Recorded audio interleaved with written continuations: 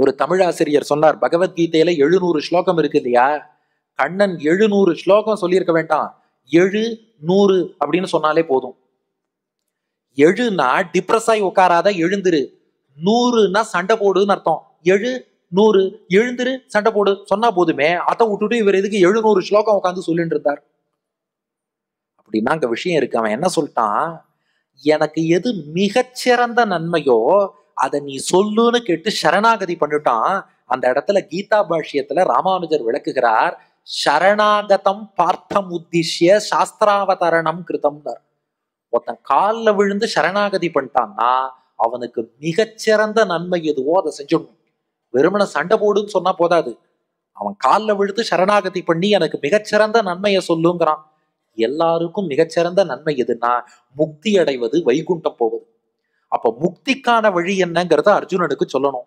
முக்திக்கு முதல் படி என்னன்னா, நமக்கு எது கடமையோ, பகவான் நமக்குன்னு ஒரு கடமை கொடுத்திருக்கான் இல்லையா, அந்த கடமையையே இறைவனுக்கு செய்யும் பூஜையாக நினைச்சு பலன்ல ஆசை வைக்காமல் இறைவனுடைய திருப்தியையே பலனா நினைச்சு கடமையால் இறைவனை பூஜிக்கணும். அதுக்கு கர்மயோகம்னு பேரு.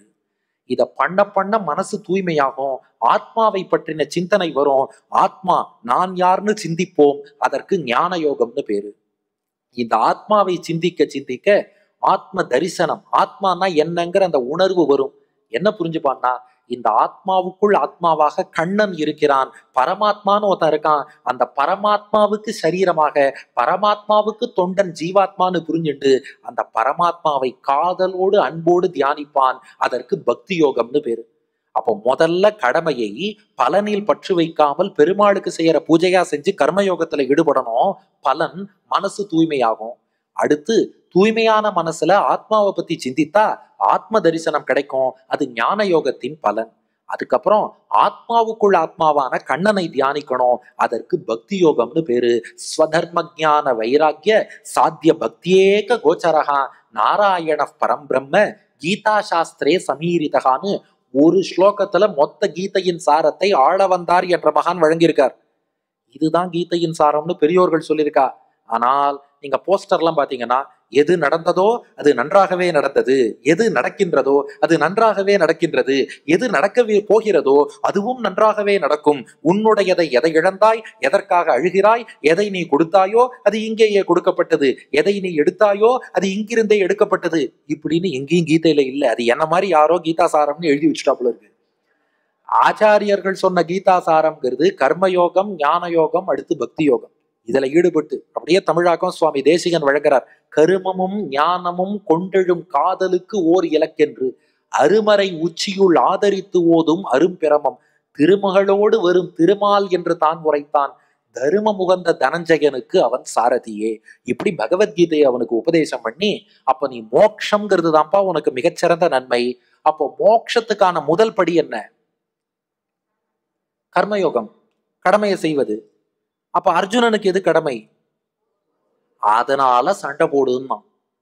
இத புரிஞ்சுக்காம நிறைய பேர் என்ன பண்ணிடுறா, பகவத்கீதையை ஒரு கொலை நூல், போர் நூல் சொல்றா இல்லையா, இது போர் நூல் கிடையாது. அவருடைய கடமையை செய்யணுங்கிறது தான் கீதையோட பர்பஸ். ஆர்மியில ஒரு சோல்ஜர் இருக்காருன்னா அவருக்கு என்ன கடமை? சண்டை போடுறது. அதனால சண்டை போடுன்னா. டாக்டருக்கு கடமை ஆபரேஷன் பண்றது, மருந்து மாத்திரை எழுதி கொடுக்கறது. ஆபரேஷன் பண்ற டாக்டர் எங்கேயாவது இல்ல இல்ல நான் அகிம்சை தான் சிறந்த தர்மம், கத்தியால வெட்டும் போது வலிக்கும்னு பண்ண மாட்டேன்னு சொல்லலாமா? அது போலதான். அதனால அவரவர், நீங்க டீச்சரா இருக்கலாம், இன்ஜினியரா இருக்கலாம், அட்வொகேட்டா இருக்கலாம், நீங்கள் எந்த நிலையில் இருக்கிறீர்களோ அந்த பணியை அந்த நிலையிலேருந்து சரியா பண்ணுங்க. இதுதான் கீதையோட போக்கஸ். இத முதல் படியா வச்சுட்டு பயணிக்க பயணிக்க கர்மயோகம், ஞான யோகம், பக்தி யோகம்னு போய் அதன் மூலமாக மோட்சம் போலான்னு கீதையை உபதேசிக்கிறான் கண்ணபிரான். அது மட்டும் இல்லாமல் அர்ஜுனனுக்கு ஒரு இலவச இணைப்பாக தன் விஸ்வரூபத்தையும் கண்ணன் காட்டினான். யாருக்குமே கிடைக்காத அந்த விஸ்வரூப தரிசனம் கண்ணபிரான் அர்ஜுனனுக்கு திவ்யம் ததாமி தே சக்ஷுகு, உனக்கு தெய்வீக பார்வையை தருகிறேன்னு ஒரு பார்வையை கொடுத்து, அநேக வக்திர நயனம், அநேகாத்புத தர்சனம், அநேக திவ்யாபரணம், திவ்யானேகோத்யதாயுதம், திவ்யமால்யாம்பரதரம், திவ்ய கந்தானுலேபனம், பஷ்யாச்சரியமயம் தேவம், அனந்தம் விஸ்வதோமுகம், திவி சூரிய சகஸ்திரஸ்ய பவேத் யுகபதுத்திதா யதி பாசதிருஷி சாஸ்யாத் பாசஸ்தஸ்ய மகாத்மனஹா என்னும்படி பல பல முகங்கள், பல பல தலைகள், பல பல கைகள், பல பல திருமேனிகள் அத்தனையும் எடுத்துக்கொண்டு ஒரு பெரிய விஸ்வரூபமாக கண்ணபிரானை அப்படியே அர்ஜுனன் சேவிச்சு பார்க்கறான். தன்னுடைய பெருமை என்னங்கிறது அவன் மனதில் பதிவதற்காக இந்த விஸ்வரூபம். நிறைய பேர் கேட்பாங்க, என்ன கிருஷ்ணன் தன் வாயால தன் பெருமையே சொல்லிக்கிறாரேன்னு. அது இல்ல, அது கருணை. அர்ஜுனனுக்கு கிருஷ்ணன் மேல பக்தி பொங்கி வரணும். பக்தி எப்ப பொங்கி வரும்னா ஒருத்தரை பத்தி நிறைய கேட்க கேட்க கேட்கத்தான் பக்தி வரும். ஆனா போர்க்களத்துல கிருஷ்ணனை பத்தி சொல்ல வேற யாரும் இல்ல, நானே சொல்லி பக்தியை ஊட்டுகிறேன் என்று கண்ணன் தன் பெருமைகளையும் சொல்லி இதுவரை எதை ஒலியா சொன்னானோ அதை ஒளியா விஸ்வரூபமா காட்டி ஒலியும் ஒளியும்னு கண்ணன் அர்ஜுனனுக்கு அனுகிரகம் பண்ணியிருக்கான். இதுதான் உண்மையான ஒலியும் ஒளியும். ஒலி வடிவில உபதேசம் பண்ணான், அந்த உபதேசத்தை ஒளி வடிவில விஸ்வரூபமா காமிச்சான். அதுதான் ஒரிஜினல் ஒலியும் ஒளியும். கொடுத்து என்கிட்ட சரணாகதி பண்ணு, நான் பாத்துக்கிறேன். சர்வ தர்மான் பரித்தியஜ்ய மாமேகம் சரணம் விரஜ அகம் துவா சர்வ பாபேபியோ மோக்ஷயிஷ்யாமி மா சுஜகான்னு தன் திருவடிகளை காட்டி கொடுத்தான் கடபிரான். அப்படி காட்டி கொடுக்கவே அர்ஜுனன் கண்ணன் திருவடியில சரணாகதி பண்ணான். அதனால வில் பவர் பெற்றான்.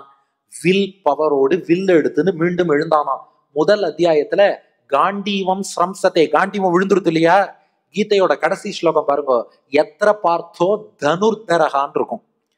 எத்திர யோகேஸ்வர கிருஷ்ணகா எத்திர பார்த்தோ தனுர்தரகா. எப்படி வில் ஏந்தினான்னா அந்த இடத்துல ராமானுஜருடைய விளக்கம் தத் பதத்வந்த்வைக சமாஸ்ரயா. கிருஷ்ணன் திருவடிகளை பிடிச்சுட்டான், அதனால வில் பவர் பெற்றான். வில் பவரோடு காண்டீவத்தை கையில் ஏந்தி விட்டான். இப்ப அடுத்து 8வது அனுகிரகம். போர் நடந்து கொண்டே இருக்கிறது. யுத்தே துரோணஸ்ய ஹஸ்தி ஸ்திரரண பகதத் தேரிதம் வைஷ்ணவாஸ்திரம் வக்ஷஸ்யாதத்த. 8வது அனுகிரகம். போர் நடந்துட்டு இருக்கு. பகதத்தன் ஒருத்தவன் தான் அசாம்ல இருந்து கௌரவர்கள் பக்கம் சண்டை போடுறான். அந்த பகதத்தன் என்ன பண்ணிட்டான், வைஷ்ணவாஸ்திரத்தை பாண்டவர்கள் மீது ஏவிட்டான். பிரம்மாஸ்திரமே போட்டாலும் அதுக்கு எதிர் பிரம்மாஸ்திரம் போடலாம். ஆனா விஷ்ணு பெருமாள் பேர்ல உள்ள வைஷ்ணவாஸ்திரத்துக்கு எதிர் அஸ்திரமே கிடையாது. வைஷ்ணவாஸ்திரம் போட்டுட்டான். அப்ப என்ன பண்றது?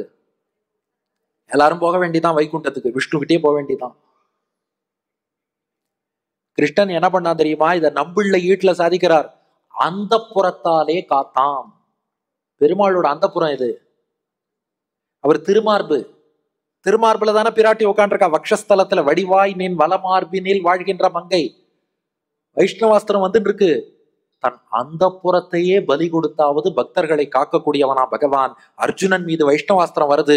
முன்னாடி எழுந்து நின்னா கிருஷ்ணன் தன் திருமார்புல வாங்கிட்டான். அது அப்படியே மாலையாக கண்ணன் கழுத்தில் விழுந்து விட்டது. அப்படி வைஷ்ணவாஸ்திரத்தில் இருந்து காத்தான். இது 8வது அனுகிரகம். அடுத்து 9வது அனுகிரகம். சக்கரஸ்தகித ரவி மகாஹா பிரார்த்தயத் சிந்துராஜம். மகாபாரத யுத்தத்தின் 14ஆம் நாள் அன்னைக்கு அர்ஜுனன் ஒரு சபதம் பண்ணியிருக்கான். மாலை சூரியன் அஸ்தமிப்பதற்குள் ஜெயத்ரதனை கொல்லுவேன். சூரிய அஸ்தமனத்துக்குள் ஜெயத்ரதனை கொல்லாவிட்டால் நான் அக்னி பிரவேசம் பண்ணுவேன். அர்ஜுனன் சபதம் பண்ணிட்டான்.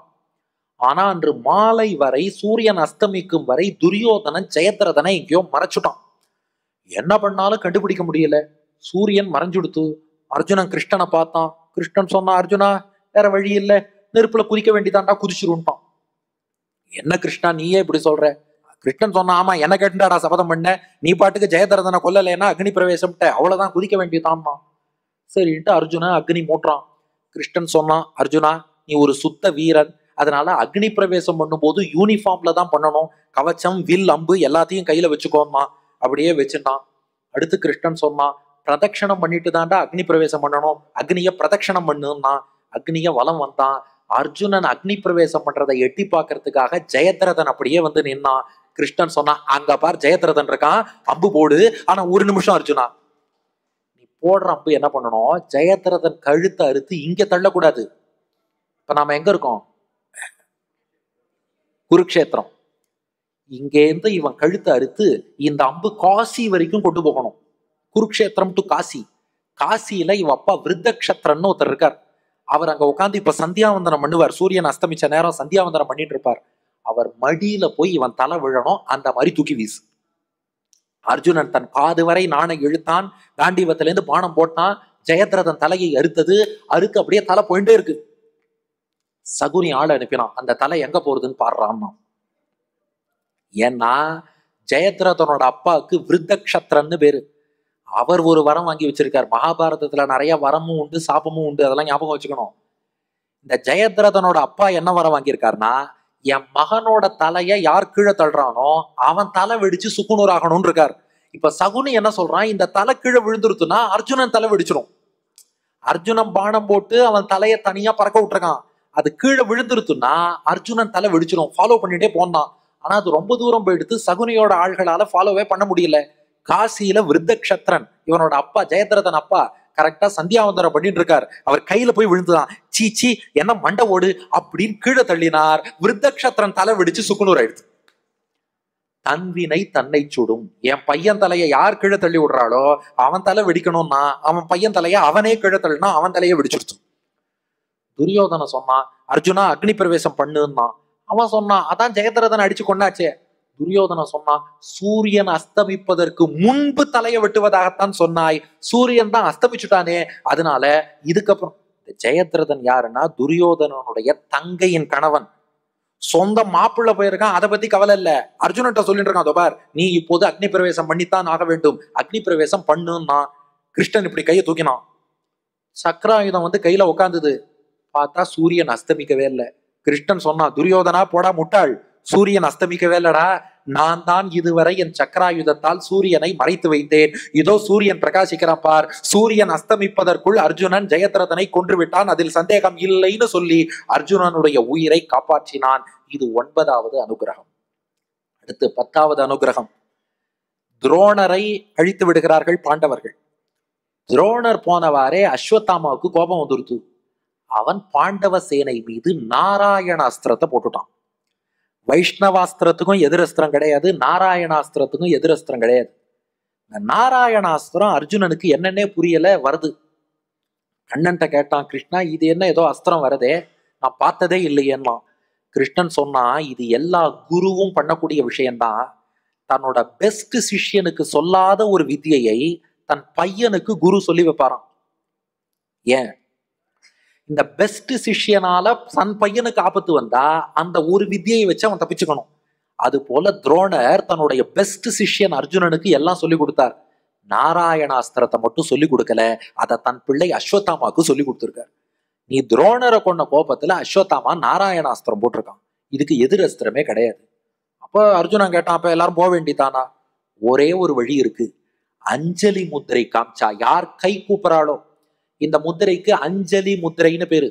ஆனா பெருமாள், அஞ்சலினா ஆங்கிற பெருமாளை இதை பார்த்தா ஜலம் போல உருகிடுவாராம். ஐயோ என்ன நோக்கி கை கூப்பினாயா என்று ஆ என்ற பெருமாளை ஜலம் போல் உருகச் செய்வது அஞ்சலி முத்திரை.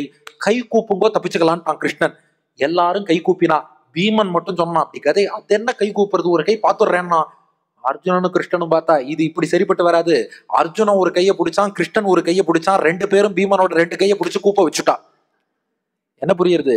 குழந்தைகள் தானா கை கூப்ப மாட்டா. அப்பா ஒரு கை அம்மா ஒரு கைன்னு பிடிச்சு கூப்ப வச்சு அஞ்சலி முத்திரை காட்ட வச்சு பழகினால்தான் மெல்ல மெல்ல வரும். அது போல பீமன் இப்படி கை கூப்ப வச்சா அவாவா கை கூப்பவும் நாராயணாஸ்திரத்திலிருந்து பிழைத்தார்கள். இது கண்ணன் செய்த 10வது அனுகிரகம். அடுத்து 11வது அனுகிரகம். நாகாஸ்திரே கர்ணமுக்தே க்ஷிதிமவனமயன் கேவலம் கிருத்தமௌலிம். கர்ணன் அர்ஜுனன் மீது நாகாஸ்திரம் போட்டான். அந்த நாகாஸ்திரத்துல உண்மையாகவே ஒரு பாம்பு உட்கார்ந்து இருக்கு. பொதுவா நாகாஸ்திரம்னா பாம்புக்கான மந்திரத்தை ஜபிச்சு போடுறது. ஆனா கர்ணன் போட்ட நாகாஸ்திரத்துல உண்மையாவே பாம்பு இருக்கு. ஏன்னா அந்த மகாபாரதத்துல நிறைய கிளைக்கதைகள்லாம் போகும். அர்ஜுனன் காண்டவம்னு ஒரு வனத்தை எரிச்சான் இல்லையா, அதனால் பாதிக்கப்பட்ட ஒரு பாம்பு அர்ஜுனனை பழிவாங்க காத்துட்டு இருக்கு. அவன் அந்த அஸ்திரத்துல உட்காந்துட்டான். அடிச்சான்னா அவ்வளவுதான் அர்ஜுனன். கர்ணன் அந்த நாகாஸ்திரம் போடுறான். அர்ஜுனனால எதிர் அஸ்திரமே போட முடியாத நிலை.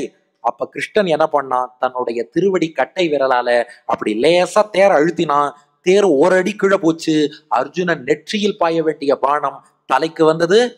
தலப்பாகையோடு போகும்படியாக மீண்டும் காப்பாற்றி கொடுத்தான். இது 11வது அனுகிரகம். இத்தனை அனுகிரகமும் எதுக்கு? ஒரே ஒரு முறை அர்ஜுனன் கண்ணனை தேடி வந்து, பா நீ பார்த்து என்னை காப்பாத்து, நீ மட்டும் போதும்னு கேட்டவனுக்காக எத்தனை எத்தனை அனுகிரகம் பட்டியல் நீண்டு கொண்டே போகிறது பாருங்கள். மணி 8:30 ஆக போறது. அனுகிரகம் மட்டும் பெருகி கொண்டே போகிறது. அடுத்து 12வது அனுகிரகம். இதுவரை 11 பார்த்துட்டோம். 12வது அனுகிரகம். 17ஆம் நாள் யுத்தம். கர்ணனை 17ஆம் நாள் அன்னைக்கு முடிக்கணும். இதுலதான் ஒரு பெரிய பின்னணி இருக்கு. இந்த கர்ணன் என்பவன் யார் அப்படின்னா டம்போத்பவன் ஒரு அசுரன். டம்போத்பவன் என்ற அசுரன் தான் கர்ணனாக வந்து பிறந்திருக்கிறான். இந்த வரலாறு எங்க இருக்குன்னா பாத்ம புராணத்திலையும் இருக்கு, நாராயணியத்துல 16வது தசகத்திலையும் இருக்கு, மகாபாரத தாத்பரிய நிர்ணயம்ங்கிற நூல்ல மத்வாச்சாரியரும் இதை விளக்கியிருக்கார். என்னன்னா டம்போத்பவன் ஒரு அசுரன் இருந்தானா. டம்பம்னா தெரியுமா? தன்னை பெரிய ஆள்னு காமிச்சுக்கிறது. தான் தான் ஆங்கிலத்துல ஆஸ்டன்டேஷன், ஷோயிங் ஆஃப்னு சொல்லுவேன். அவ்வளவுலாம் என்ன, நமக்கு புரிகிறாப்புல சொல்லணும்னா சீன் போடுறது. நான் தான் பெரிய ஆளு, நான் யார் தெரியுமா, நான் எப்பேற்பட்ட ஆள் தெரியுமா, ஒரு மெதப்புலயே ஒரு சிலர் போவா இல்லையா, அதுக்கு தான் டம்பம்னு பேரு. அந்த டம்பமே வடிவெடுத்து டம்போத்பவன் ஒரு அசுரன் இருந்தான். அவன் பிரம்மாவை குறித்து தவம் புரிந்து பிரம்மாட்டேந்து 1000 கவச்சங்கள் வாங்கிட்டானான். உடம்ப ப்ரொடெக்ட் பண்றா இல்லையா கவச்சம், ஷீல்டு, 1000 கவச்சம் வாங்கியிருக்கான். அதனால அவனுக்கு சகஸ்ர கவச்சன் அப்படின்னு ஒரு பேரு. அந்த 1000 கவச்சம் இருக்கே, அதுல ஒரு கவச்சத்தை உடைக்கணும்னா அதுக்கு 12 வருஷம் தபஸ் பண்ணிருக்கணுமா. அப்ப 1000 உடைக்க 12,000 வருஷம் தபஸ் பண்ணணும். இவன் என்ன பண்ணா, 1000 கவச்சத்தை வச்சுட்டு யாரோடையாவது சண்டை போடலான்னு பார்த்தான். பத்ரிநாத்ல பெருமாளே நாராயணன்கிற ஆச்சாரியனாகவும் பெருமாளுடைய ஒரு அம்சமாக நரன்கிற சிஷ்யனாகவும் இருவராக தோன்றி இருக்கிறார். அதுல நாராயண ரிஷி ஆச்சாரியன்கிறவர் முழு பெருமாள், நரன்கிற சிஷ்யன் பெருமாளுடைய ஒரு அம்சம், அவருடைய சக்தியை கொண்டவர். இந்த நரநாராயணர்கள் தபஸ் பண்ணிட்டு இருக்கா. அது தபஸ் பண்ற இடங்கிறதுனால அங்க செல்போன் ரிங் எல்லாம் அடிக்கல, சைலண்ட்ல தான் இருக்கு எல்லாம். தபஸ் பண்ணிட்டு இருக்கா நரநாராயணர்கள். இந்த சகஸ்ர கவச்சன் அவளோட போய் சண்டை போட பார்த்தான். ஆனா அவ என்ன தெரியுமா பண்ணா, நாராயண ரிஷி 12 வருஷம் தபஸ் பண்ணுவார், நரன் சண்டை போட்டுட்டே இருப்பான். இவர் தபஸை முடிச்சுட்டு வந்து ஒரு கவச்சத்தை உடைச்சிடுவார். அதுக்கப்புறம் இவர் சண்டை போடுவார். 12 வருஷம் நரன் தபஸ் பண்ணுவான், பண்ணிட்டு வந்து அவன் அடுத்த கவச்சத்தை உடைப்பான். இப்படி மாறி மாறி ஒற்றைப்படை ஆட் நம்பர்ல உள்ள கவச்சத்தெல்லாம் நாராயணன் உடைக்கிறார். ரெட்டப்படை ஈவன் நம்பர் கவச்சத்தை எல்லாம் நரன் உடைக்கிறான். இப்படி 1, 3, 5, 7 எல்லாம் நாராயணன், 2, 4, 6, 8 எல்லாம் நரன். ஒருத்தர் தபஸ், இன்னொருத்தர் சண்டை, அதுக்கப்புறம் இவர் சண்டை, அவர் தபஸ், மாறி மாறி உடைச்சுட்டா 999 கவச்சம் போச்சு. போன வாரே அப்புறம் தான் யோசிச்சான், ஒண்ணுதான் மிச்சம் இருக்கு. இப்ப பார்த்தா நரன் அடுத்து தபஸுக்கு போறேன்னு உட்காடுறான். பார்த்தான், இதுக்கு மேல நாம இருந்தோம்னா இருக்கிற கவச்சத்தையும் உடைச்சு ஆளை கொண்டுடுவான்னு சொல்லிட்டு புறமுதுகிட்டு பயந்து ஓடிவிட்டான். இந்த நாராயணியத்துல 16வது தசகத்துல 3வது ஸ்லோகம் பாருங்க, இந்த வரலாறு சொல்லப்பட்டிருக்கு. தைத்தியம் சகஸ்ர கவச்சம் கவச்சை பரீதம் சாகஸ்ர வத்சர தபஸ் சமராபிலவ்யை பரியாய நிர்மித தபஸ் சமரௌ பவந்தௌ சிஷ்டைக்க கங்கடமமும் ஞகதாம் சலீலம். 999 கவச்சம் போச்சு, ஒண்ணு மட்டும் மிச்சம் இருக்கு. அப்படியே புறமுதுகிட்டு ஓடினான், சூரியனுக்குள்ள போய் ஒளிஞ்சுட்டானான். புறமுதுகிட்டு ஓடினவனை அடிக்க கூடாது, அதனால நரநாராயணர்களும் அவனை அடிக்காம விட்டுடுறான். பின்னாடி துவாபர யுகம் வந்தது. துர்வாசர் குந்தி தேவிக்கு ஒரு மந்திரத்தை உபதேசம் பண்ணி, எந்த தேவனை குறித்து நீ இந்த மந்திரம் சொல்கிறாயோ அவன் அருளால உனக்கு குழந்தை பிறக்கும்னார். அதை டெஸ்ட் பண்ணி பார்க்கணும்னு நினைச்சா குந்தி சூரியனை நினைச்சுன்னு அந்த மந்திரத்தை சொன்னா, அப்ப சூரியனிடம் இருந்து அவளுக்கு ஒரு குழந்தை வந்து பிறந்ததா. யார் அது? ஏக கவச்சம். ஒரு கவச்சத்தோட உள்ள போனா இல்லையா, சூரியன் மட்டும் வந்து பிறக்கல, சூரியனோடு சேர்ந்து இந்த உள்ள போன அசுரனும் சேர்ந்து வந்துட்டான். சூரியனை குறித்து மந்திரம் சொன்னா சூரியன் வரணுமா, கூட அசுரன் வரணுமா? சூரியனை குறித்து மந்திரம் சொன்னா சூரியன் தான் வருவான். ஆனா குந்தி ஒரு தப்பு பண்ணிட்டா, டெஸ்ட் பண்ணி பார்க்கணும்னு நினைச்சா பாருங்க. ஒரு ரிஷியின் வார்த்தையை போய் நம்பினோர் கைவிடப்படார். நம்பிக்கை குறையக்கூடாது. துர்வாசர் சொன்னது உண்மையோ பொய்யோன்னு நினைச்சு அப்படி பண்ணா இல்லையா, அதனால என்ன ஆயிடுச்சு, சூரியன் மட்டும் வரல, கூடவே சேர்ந்து அசுரனும் வந்துடுறான். அதனாலதான் கர்ணன் பிறக்கும் போதே கவச குண்டலத்தோடு பிறந்தான். எந்த கவச்சம்னா அந்த கவச்சம், அது ஒரு கவச்சம் மட்டும் உடையாம இருக்கு. குண்டலம் என்பது அவன் சூரிய தேவன்கிறதுக்கு அடையாளம், கவச்சம் என்பது அவன் டம்போத்பவன் அசுரன்கிறதுக்கு அடையாளம். ஆனா தேவன் அசுரன் ரெண்டும் சேர்ந்து இருந்தாலும், பால் விஷம் ரெண்டும் கலந்தாலும் விஷம்தான் மேலோங்கி இருக்கும். கடவுள் பாதி மிருகம் பாதினாலும் மிருகத்தன்மை தான் மேலோங்கும். அதனாலதான் துஷ்டன் துரியோதனம் பக்கம் போய் சேர்ந்தான். மகாபாரதத்துல பாருங்க, கர்ணன் மட்டும் புரியாத கேரக்டர். ஏன்னா ஒரு பக்கம் சூரியனும் இருக்கான், ஆனா இன்னொரு பக்கம் அசுரனும் கூட சேர்ந்து ஆட்டி படைக்கிறான். இப்படி ரெண்டும் ஒண்ணு சேர்ந்த கேரக்டர், கலந்து செய்த கலவை. அதனால அவன் ஆப்வியஸ்லி அந்த பக்கம் போவான், அங்க போயிட்டான். இப்ப இந்த துஷ்டன் பூமிக்கு வந்துட்டான்னா இவனால மற்றவர்கள் துன்புறாதபடி இவனை அழிக்கணும் இல்லையா? அந்த நரநாராயணர்களும் மீண்டும் வந்தார்கள். அந்த நாராயணன் தான் கிருஷ்ணனாக வந்தார். சிஷ்யன் நரன் தான் அர்ஜுனனாக வந்தான். அர்ஜுனனுக்கு இந்திரனோட அம்சமும் உண்டு, நரனுடைய அம்சமும் உண்டு. இங்கேயும் பாருங்க, நாராயணனாகிய கிருஷ்ணன் கீதாச்சாரியனாக இருந்தான். நரன் சிஷ்யனாக இருந்து அவன்கிட்ட கீதை கேட்டான். அங்க நாராயணன் 8 எழுத்து மந்திரம் சொல்ல நரன் கேட்டான். இங்கே நாராயணன் கீதை சொல்ல அதை அர்ஜுனனாகிய நரன் கேட்டான். இப்ப இவாளும் திரும்ப வந்துட்டா. இப்படி வந்தானே அந்த டம்போத்பவன்கிற கர்ணன், இவன் வந்த இடத்துல துரியோதனனோட சேர்ந்துட்டு அங்க ஒரு சபதம் பண்ணிட்டான். இது வியாச பாரதத்துல வனப்பருவத்துல கோஷ யாத்ரா உப பருவத்துல இருக்கு. நீங்க ரெஃபர் பண்ணுங்க. ஏன்னா தமிழ்நாட்டுல கர்ணன்கிறது சென்சிட்டிவான டாபிக். நாம ஏதாவது சொன்னோம்னா இவர் பார்த்துக்கு அடிச்சு விடுறார். ஒருத்தர் யூடியூப்லயே போட்டார், இவர் கர்ணனை பற்றி சொன்ன செய்திகள் மட்டும் நான் ஏற்றுக்கொள்ள மாட்டேன். நான் கமெண்ட்டுக்கு ரிப்ளை போட்டேன். அவள்லாம் ரிப்ளை பார்க்க மாட்டான்னாலும் நான் போட்டேன். நான் சொல்றது இருக்கட்டும் சார், வியாசர் சொன்ன விஷயம் நீங்க ஏத்துக்கலைன்னா போங்க, நான் என்ன பண்றது? வியாசர் சொன்னதை நான் சொல்லிட்டேன். ஒருத்தர் சொல்றாரு பாருங்க, நடந்ததை நான் சொல்லிட்டேன், நடக்காததை வக்கீல் சொல்லிட்டார், நடக்க வேண்டியதை ஜட்ஜு தான் இனிமே தீர்மானிக்கணுங்கிற மாதிரி வியாசர் சொன்னதை நான் சொல்லிடுறேன். இந்த கர்ணன் என்ன பண்றான், ஒரு சபதம் பண்ணான். அர்ஜுனனை கொல்லும் வரை, யாவன்ன நிகதோர்ஜுனகா, அர்ஜுனனை கொல்லும் வரை நான் மது மாம்சம் அருந்த மாட்டேன். அர்ஜுனனை கொல்லும் வரை இன்னொருத்தர் என் காலை அலம்ப அனுமதிக்க மாட்டேன். அர்ஜுனனை கொல்லும் வரை நாஸ்தீதி நைவ வக்ஷியாமி யாச்சித்தோ ஏன கேனச்சித். அர்ஜுனனை கொல்லும் வரை யார் எது கேட்டாலும் கொடுப்பேன்பான். இப்ப புரிஞ்சுதா? மக்கள் கஷ்டப்படுறாளே, நாம அவளுக்கு உதவி செய்வோமே, அப்படி அவன் தானம் பண்ணல. அதுலயும் ஏழைகளுக்கு தானம் பண்ணுவேன்னு சொல்லல, இல்லாதவருக்கு தானம் பண்ணுவேன்னு சொல்லல. இது கோபத்துல எடுத்த சபதம். யார், அதை அண்டர்லைன் பண்ணுங்க, யாச்சித்தோ ஏன கேனச்சித், யார் வந்து எதை கேட்டாலும் அர்ஜுனனை கொல்லும் வரை கொடுப்பேன். சொல்லுங்க, இது நல்ல எண்ணத்துல பண்ற தானமா? இது இல்ல ஒரு பொறாமையில தீய எண்ணத்துல பண்ற தானமா? இதுக்குதான் டம்பம்னு பேரு. என்கிட்ட வந்துட்டானா யார் எதை கேட்டாலும் நான் கொடுப்பேன். இப்படி எல்லாம் சபதம் பண்ணா அது நமக்கே ஆபத்துல போய் முடியும்.